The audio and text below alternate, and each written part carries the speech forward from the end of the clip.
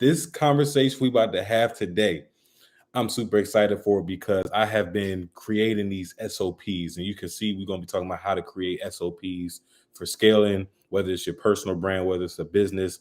These SOPs are going to be crucial for helping you scale. So I'm super excited to have this conversation. And again, before we get started, I am apologizing for my absence, and we are back on our daily and regular schedule program, right? So we, as you know, have changed the $1 million meetups to every Sunday at 7:30. So that's going to be happening. And even now, you see, we starting around like 8:30 because again, we just got things squared away, but we are back. And always, you can catch these live recordings. If you miss us, you can catch the live recordings posted on the wall. You can go to the hashtags on the right side of the column where you can identify exactly what you're looking for, whether it's mental fitness, operational fitness, physical, financial, spiritual fitness. Go to those categories. You'll find a list of those videos that have that category tag, and that will, keep you organized. Also, let me know, and this will show who watched this video right away. Let me know in the comments too if you guys think that getting on a Zoom call will be beneficial as well. Getting on a Zoom call, meaning you guys can, hop on camera, turn off mute, ask your questions face to face, and we can kind of have a conversation like that. If you think something like that would be beneficial, definitely let me know. But until then, we just gonna keep rocking how we rocking, okay? So, what are SOPs? Let's first start off with what it is. You guys are seeing this acronym all over the screen right now, creating SOPs for scale. And as we're talking about what an SOP is, it stands for standard operating procedures, right? Standard operating procedures. And it's these systems, these procedures that we create that kind of dictate how we're going to operate and how we're going to move moving forward. So, for example, we do these live calls every single month, every single Sunday at 7:30. I might want to create an SOP that standardized how I set up for this call between 6:30 and 7:30. Give me an hour of setup and prep time, and then that's what's going to help me set up that SOP. Just looking at it, it's like a checklist. Boom, boom, boom, bang, bang, bang. And now I got a process on how I can get ready, get this stream pulled up, making sure we can avoid those technical difficulties we were having before XYZ, right? So that's what it is. Why are they important?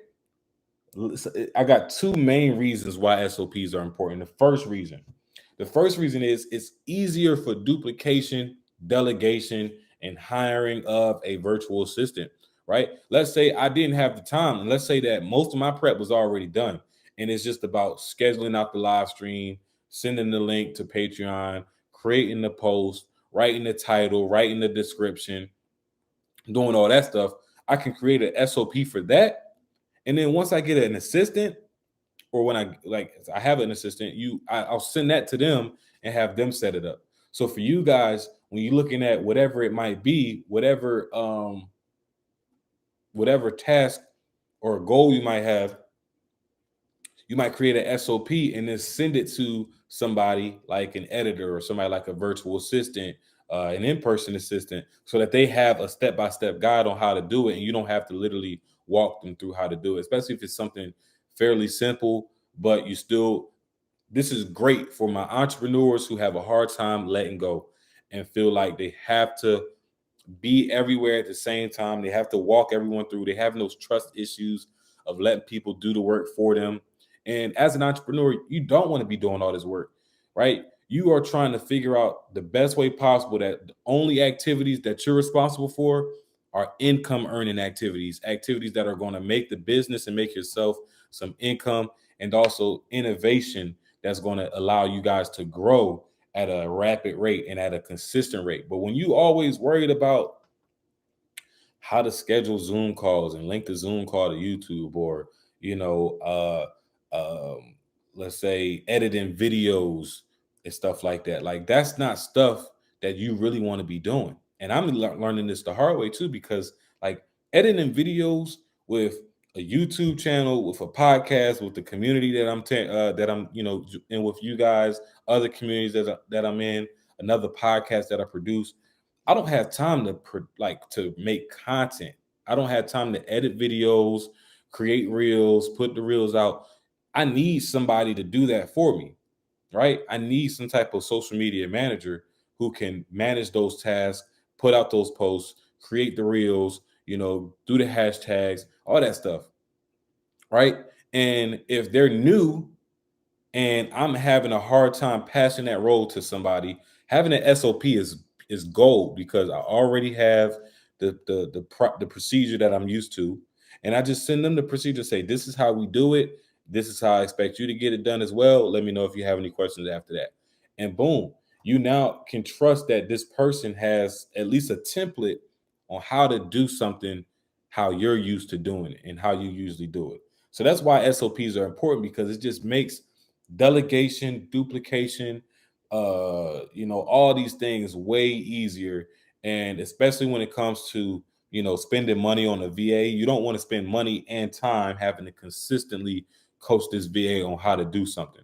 So if you have these standard operating procedures or an SOP that you can give to them, I have an SOP for now almost almost everything. And there's different types of SOPs, and we're gonna go into that a little bit later. But I have an SOP for almost everything now, from again, scheduling a YouTube stream from a Zoom meeting. I have an SOP for producing an ebook. I have a SOP for booking a guest for the podcast. I have an SOP for onboarding the guest for a podcast, an SOP for offboarding the guest, SOP for if I scroll to the right, I see it. I got an SOP for obtaining sponsorships for the podcast. We got SOPs for literally almost everything that is important, right?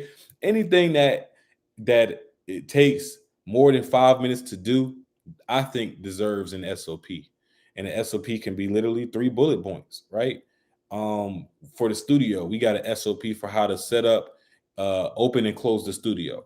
That's huge because now if one of us are not there and we need somebody to go in and get things set up so that if we really moving and we gonna show up right on the time when it's time to record, we can have somebody go in there and already have things set up based on the SOP that we created and leave on the studio door for them to follow step by step. So that's why it's important. The different types of SOPs are, you have 2 types that I know of and that I use. You have the document style SOP, and then you have the pipeline style SOP.